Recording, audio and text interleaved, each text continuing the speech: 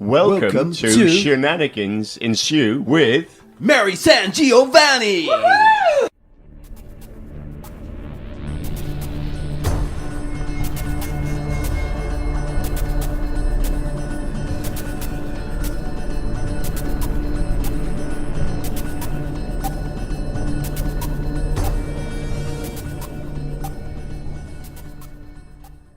This week's episode of Cosmic Shenanigans is brought to you by Tim E. Less, the new novel by Lucas Milliron.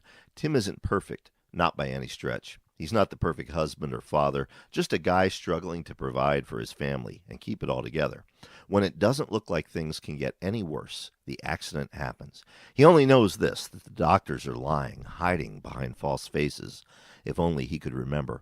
Follow Tim on his downward spiral through the asylum and to hell and back as he uncovers the truth of what happened to his family. A novel of cosmic horror described as Silent Hill meets The Cell. That is Tim E. Less by Lucas Milliron. Available now on Kindle, paperback, and Audible. Hi, folks. I'm Mary SanGiovanni, and this is Cosmic Shenanigans, where the discussion is non-Euclidean, the notes are cyclopean, and the shenanigans are eldritch, as always.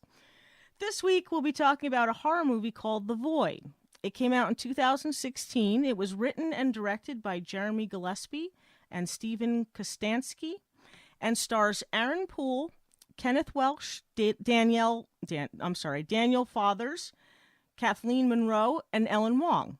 I believe it was Indiegogo funded, and I'm always pleased to see when indie filmmakers can get funding for their movies that way. It's nice. It's nice that there's such a supportive group of people out there that want to see movies get made.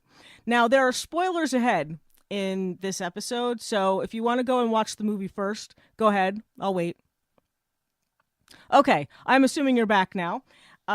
This movie is madness, monsters, and cosmic chaos in a small, nearly abandoned hospital in a small town. It's cosmic horror with a very specific adherence to Lovecraft's traditions. This is definitely a movie made by people who love the subgenre and really want, they love the same things about the subgenre that I do. So there are a lot of things about this movie that really kind of delight me. We have madness right off the bat. We have one nurse, I believe her name is Beverly, and she's exposed to this strange patient brought in by Officer Daniel Carter, who's played by Poole. And there's enough blood to prove that cosmic horror can indeed be bloody and more than just suggestively gory. But it's well done. It's not gratuitous, really. But it does... See, to me, I think violence and gore and blood, especially in any kind of subgenre of horror, which is cosmic horror or psychological horror, anything like that, to me, there should be just enough to really solidify the threat, whatever the monster is, whatever the horror is. If blood and guts are involved, it should be basically just enough to say this is bad, this is going to hurt you. And that's what we have here. We do have facial mutilation, and we have the emergence of writhing tendrils, which eventually morph into a very The Thing-like creature of exquisite cosmic awfulness. It's mostly eyes and scarry flesh and face tentacles and claws. It's delightful, really.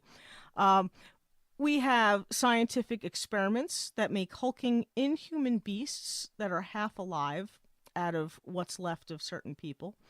And one of the things I find interesting about this, people could say that that's gratuitous, but really, in a cosmic horror situation, it's kind of a reaffirmation that the human body, which is essentially to most, outer alien elder god type people, a hindrance to untapped power.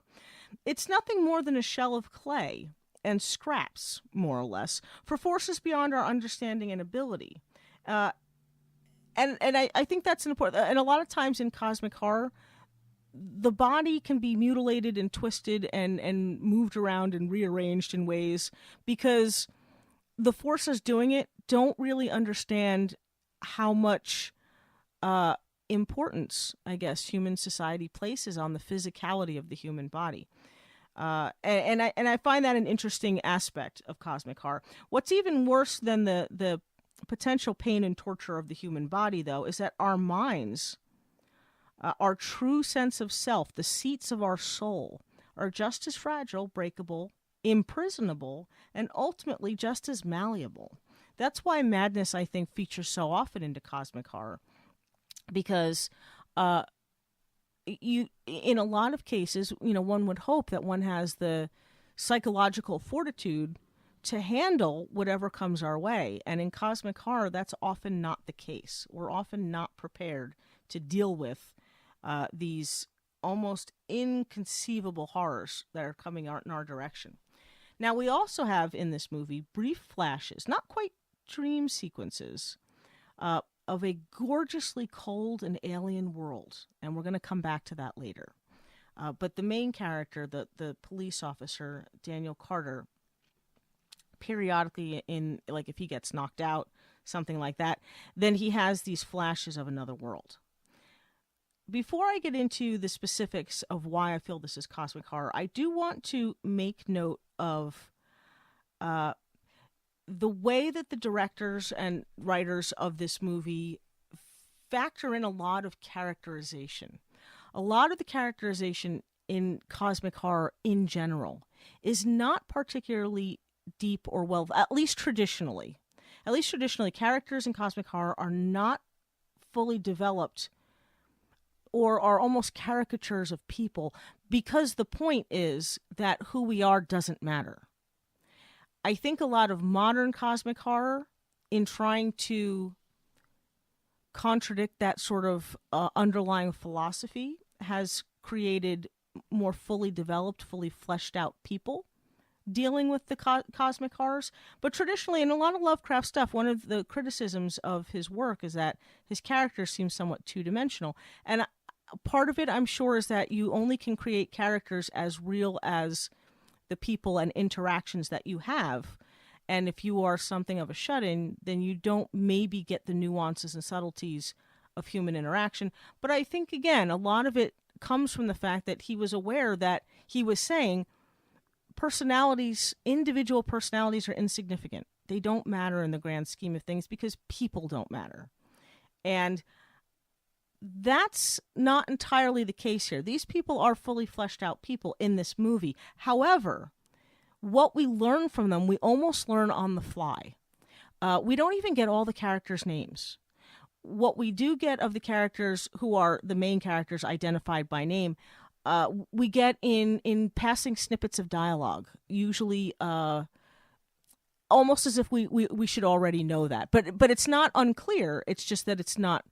They don't spend a lot of scenes like fully developing the relationship between Carter and his ex-wife, other than that they lost a child, things like that. And a lot of those character aspects, if they're significant to the plot, they're in there. If they're not, they're not. For example, two of the main characters, a father and someone that we assume to be his son, but who really isn't. He's more of a ward, I guess. We don't get much of their backstory at all. We get a wound on the I'm going to call him the son because it's easier that way, because they're not given, we never learn their names. But the son has a wound on his throat, which prevents him from talking. We understand that at some point the bad guys in the movie killed his family, and he was rescued by the father-type figure, who also is unnamed. As far as the father's background, and this is the thing I want to point out,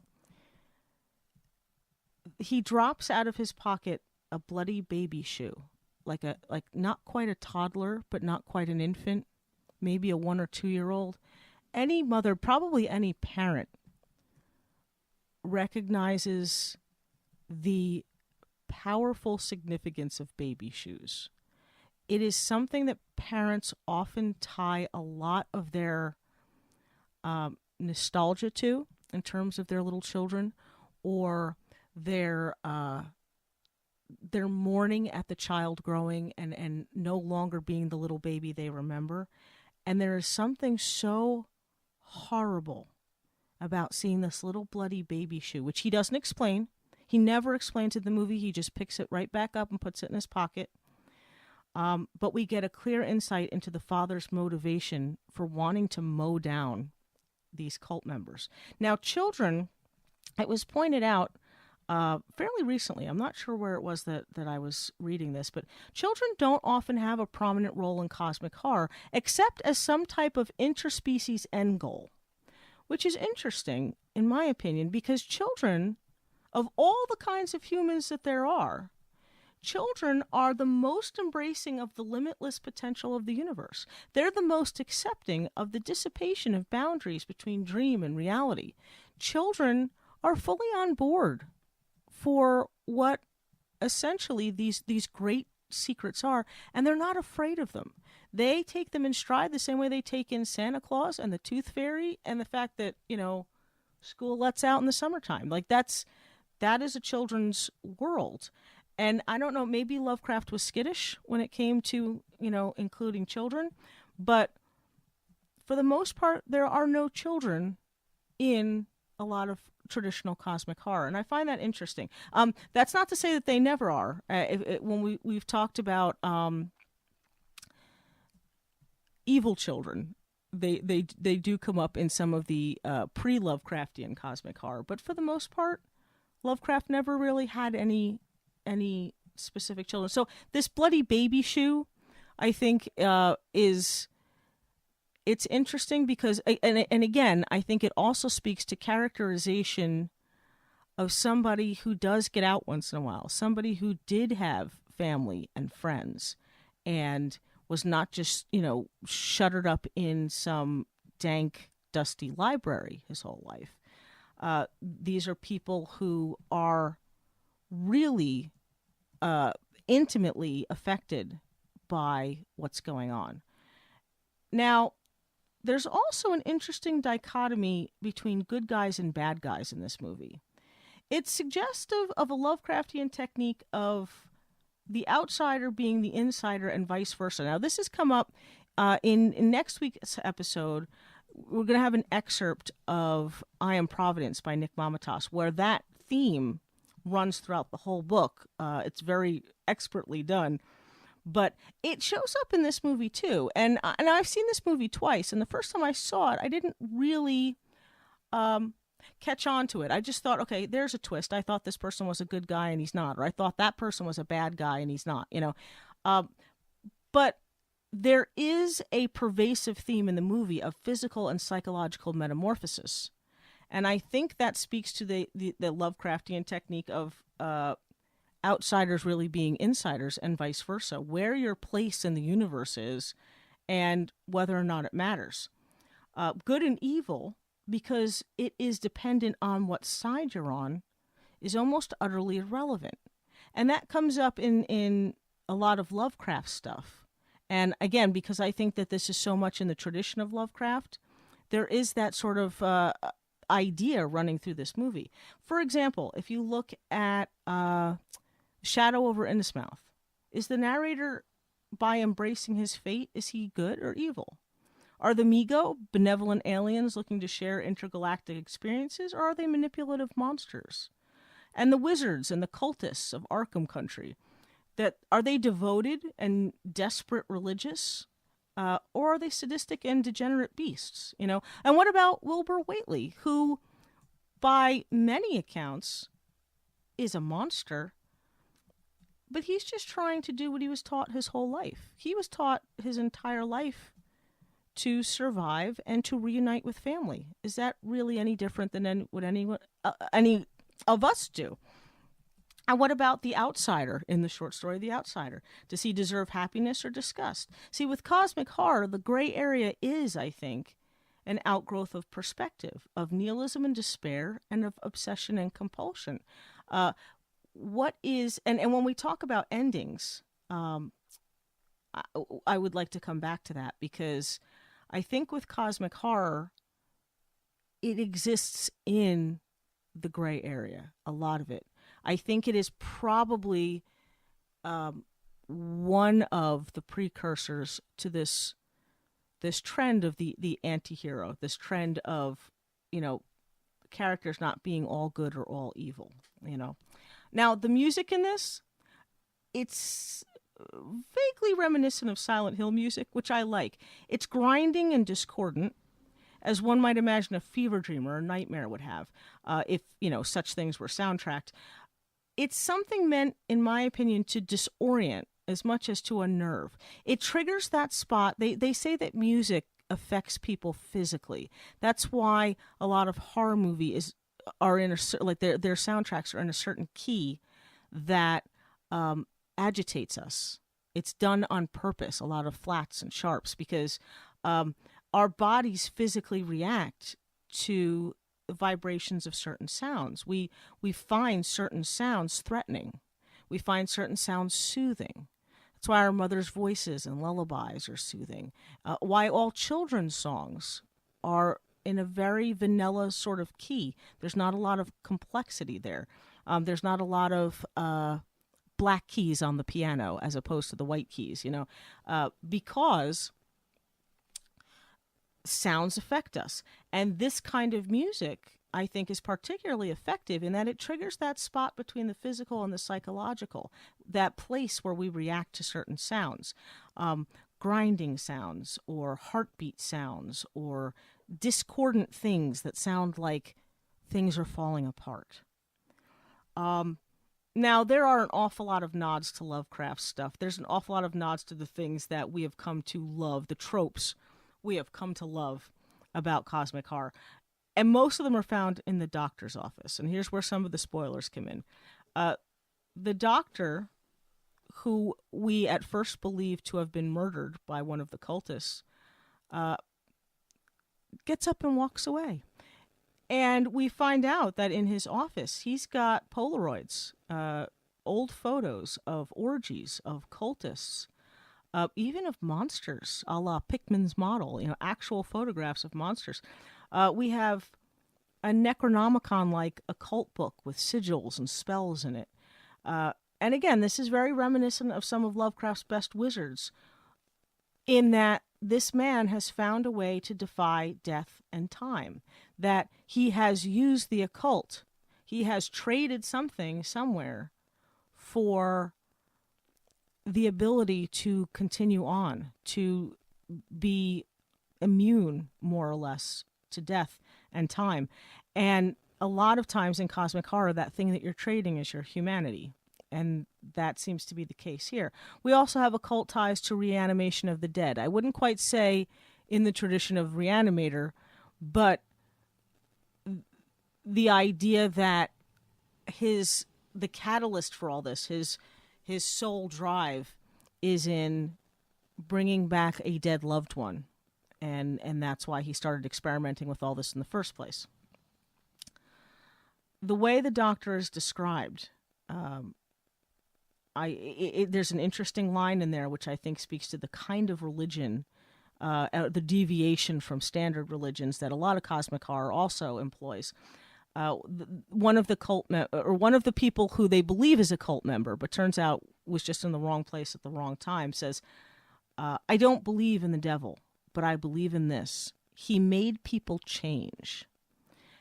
Again, a common element of cosmic horror is this divorcing from the idea of Judeo-Christianity as being the sole or even dominant religion, as the doctor says later on when he's talking about how he's managed to defy death. There are things much older than God, and they've blessed me.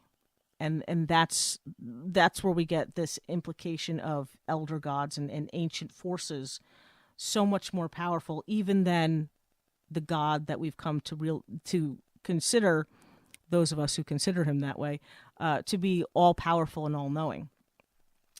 Now, women, Lovecraft's often criticized for not really developing women as anything other than conduits between the human and the alien, more or less, that they are almost in every case just bodies for some monstrous soul.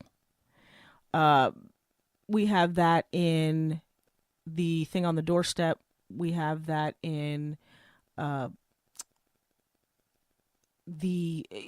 oh my God, the name of the story slips my mind. But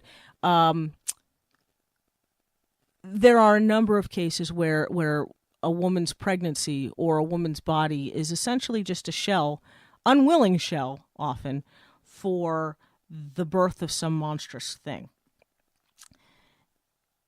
In this case, that's there. I wouldn't say that women have no agency, but we have two cases of pregnancies where one is a willing pregnancy, the other one not so much, that speak directly to the cult itself and to this idea of rebirth, the idea of life and death being a cycle where there is really no break.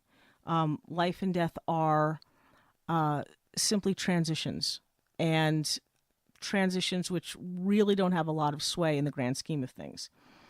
And again, and we'll come back to that, because there's also this theme of family. Often when the doctor addresses Daniel Carter, the police officer, he makes reference to the man's father, how Daniel, wanted to live up to his father's name, how he wanted to be like his dad, how, he wanted to make his father proud. There is reference to Daniel's son, which he lost when his wife lost the baby. There are references to fathers and daughters.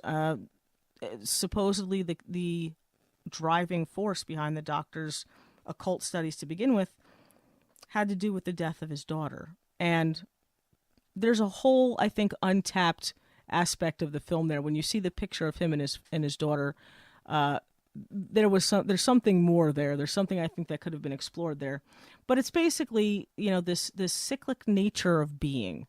And women in this tend to represent that. Now, whether you think that's a good thing, a bad thing, but you think that's an underdeveloped aspect of the movie, I didn't have a problem with it because, again, I think this is very much a movie, an homage to the traditions of Lovecraft. So, I was okay with that. We even have non-Euclidean geometry in this movie. We have a basement layout, which includes a very Lovecraftian sub-basement where it's not supposed to be. Even trying to navigate the basement, one character is trying to direct them over a walkie-talkie, and the basement is not laid out the way it was. And this is where we get a little bit of a deviation into a Silent Hill type technique where there is, in a sense, an alternate version of the hospital. If you've ever played Silent Hill, when this air raid siren sounds, you get a shifting of worlds. You get one reality bleeding into another. You get the real Silent Hill emerging from this respectable shell of normalcy that it wears most of the time. And that is kind of what happens here in the hotel. They're not, really overt about it, not super obvious about it, but it's there. There's a little bit of this idea that it's not just that this place is closing down. It's not just that it's, messy and falling apart and that there's a little bit of decay. There are corridors that don't exist once the door to the abyss closes. There's a certain level of decay in this alternate version of the hospital, which does not exist here in this layer of reality. And I liked that because, as anyone who listens to this show or knows me at all knows, I'm a huge Silent Hill fan, and I always appreciate any attempt at bringing otherworldliness into this world. Now, we couldn't really have a good discussion about this movie without talking about the cult itself, which honestly plays a very minimal part in the movie. We have cult members with, in my opinion, fabulously designed and effectively creepy white robes and hoods. Their faces are covered, and the only thing you can see where the face would be is a single black triangle. And it is surprisingly scary. It is a very effective, minimalist design, and even their behavior, it's simple siege behavior. They basically just stand outside the hospital. They don't move very much, and when they do, they move in complete unison. And they seem to multiply, Night of the Living Dead style. There's more and more of them that show up. And we know this because the unnamed father character says, "You can hear those horns for miles. Something is calling them all here." And they're pretty effectively terrifying. They never really invade. They never really inject themselves into the meat of the story, into the happenings of this hospital. But they, to me, are one of the more terrifying aspects of the movie. They're really, really well done. I'd almost like to see a movie with just them in it, just to see the background of this kind of cult here. Now, one of the horrors of inevitable and inexorable knowledge in this film is the pervasiveness of the cult's power and influence, as if no one really ever had a chance to escape it. That is often a feature of cosmic horror, that the roots of corruption run deep and they run far. And we have that here in this movie. Now, one of the things I really would like to focus on, because honestly it's kind of one of my favorite parts. As I mentioned, I love when we get to see other worlds. I love when we get to see the origin of the strange, the creepy homeworlds. And it seems that a lot of cosmic horror was comfortable saying that, they invade us. We get a little taste of their world by what they do in ours. But more and more, and myself included, I have to admit, in a few of my stories, that little glimpse into what the other world is like, that is becoming more and more popular. That could be because of Stranger Things. It could be a number of things. But I think that, you can only be so scared by things reaching into this world. What do you do when you're basically shoved into the middle of something completely alien? So let's talk about the abyss. They refer to this as the abyss. And I think that's very a Lovecraftian way of describing it. The abyss in a lot of Lovecraftian stuff is this starless void, this place beyond the ends of time and space. And maybe that's very much what this is. It's an alternate dimension where there is a great black pyramid. It's foreboding and terrifying. The sky above is stormy and starless. The ground is like shiny black obsidian. It is a world devoid of noticeable life. But there's that pyramid, and it's all-consuming to the senses. It is basically the thing that takes up the landscape. It is the thing that takes up your senses. At the end of the movie, it is about to open itself up and ostensibly reveal cosmic secrets, which may drive the surviving characters insane with horror for eternity, or give them eternal life, knowledge, and power, free from all restrictions and boundaries. And that's what I mean about good and evil, horror and, I guess, peace. That are they in a cosmic heaven here, or is this a cosmic hell? Are Daniel and Allison there beyond death, as the doctor promised, and eternally immune to it?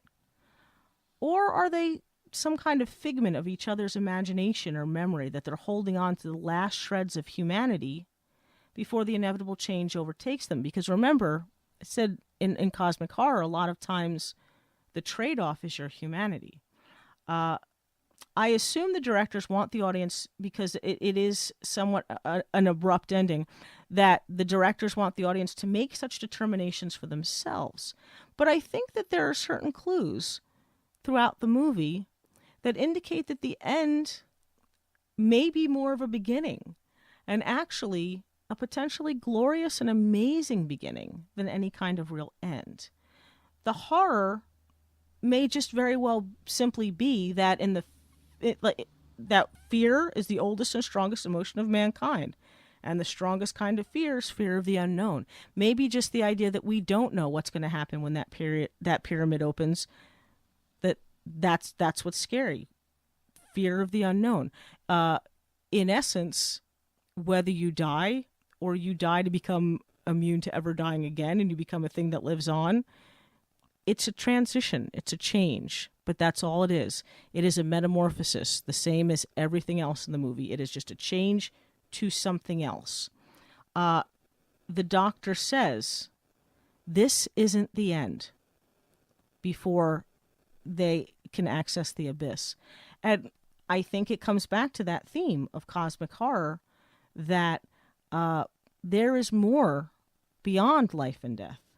Now, in a horror sense, that could be that there are things far worse than death. But you could also look at it as there being things far better than life. That there is the notion that with strange eons, even death may die, as the master once said. The idea that and this is where we tie, again, Silent Hill does this. The idea that a happy ending is of less significance than a satisfying ending, where one reaches one's goal, obtains the object of one's obsession, or loses oneself to an acceptable version of reality. That, and Silent Hill does this, a lot of cosmic horror does this. A, quote, happy ending is not necessarily what society or the world may think is happy. It's what the character needs to be at peace. And essentially, in this movie, what Daniel needed to be at peace was to have Allison, and he has her. He has her in the abyss. But what happens after that, we just don't know. This week's episode of Cosmic Shenanigans is brought to you by Tim E. Less, the new novel by Lucas Milliron. Tim isn't perfect, not by any stretch. He's not the perfect husband or father, just a guy struggling to provide for his family and keep it all together. When it doesn't look like things can get any worse, the accident happens. He only knows this, that the doctors are lying, hiding behind false faces. If only he could remember. Follow Tim on his downward spiral through the asylum and to hell and back as he uncovers the truth of what happened to his family. A novel of cosmic horror described as Silent Hill meets The Cell. That is Tim E. Less by Lucas Milliron, available now on Kindle, paperback, and Audible. So that's it for this week. As I mentioned, next week we will be taking an excerpt from The Horror Show with Brian Keene, in which we discuss Nick Mamatas's novel I Am Providence, and how I feel that in the loosest sense it can be considered cosmic horror, but at the very least it is an excellent metafictional work about Lovecraft's traditions, Lovecraft's literature, and of the fandom and industry that has grown up around it. So I hope you'll tune in next week to listen to that. If you enjoy Cosmic Shenanigans, you might also enjoy another show I co-host, The Horror Show with Brian Keene. Both of them are available on iTunes, Spotify, Stitcher, iHeartRadio, and all other platforms via the Project Entertainment Network. I also want to thank, as always, my engineer, Dave Thomas. Watch his channel most nights at twitch.tv/MeteorNotes. And if you want to support the Project Entertainment Network, because they're the guys that let us keep making these shows, then check out their Patreon page. If you do a Project Entertainment Network and Patreon Google search, it should come up right away. There's a lot of exclusive content there, a lot of fun stuff coming up in the future that's going to be on their Patreon page, and any support to that page allows the network to keep functioning and lets us keep making more shows for you. So, again, thanks for listening. Hope you enjoyed it, and I'll see you next week. Bye. Ladies and gentlemen, Project Entertainment Network presents The Mondo Method. An old man with a goatee teaches a younger guy with a beard how to write. Introducing first, he's the mentor and the greatest manager of all time, Mondo Guerrero. And from parts unknown, up-and-coming superstar, the Great Buddha. Okay, so maybe their names are really just Armand Rosamelia and Chuck Buddha, and maybe you'll learn something while they're at it. Wednesdays, exclusively on Project Entertainment Network.